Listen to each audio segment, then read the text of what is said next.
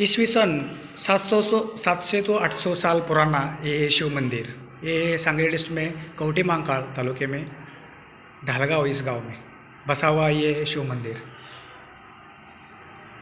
700 साल पुराना।